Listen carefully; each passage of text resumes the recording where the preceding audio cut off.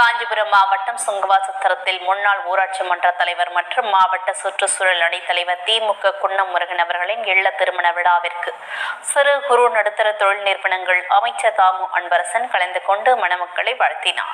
காஞ்சிபுரம் மாவட்டம் சுங்கவாசத்திரத்தில் முன்னாள் ஊராட்சி மன்ற தலைவர் மற்றும் மாவட்ட சுற்றுச்சூழல் அணி தலைவர் திமுக குன்னம் முருகன் அவர்களின் இல்ல திருமண விழாவிற்கு சிறு குறு நடுத்தர தொழில் நிறுவனங்கள் அமைச்சர் தாமு அன்பரசன் கலந்து கொண்டு மணமக்களை வாழ்த்தினார்.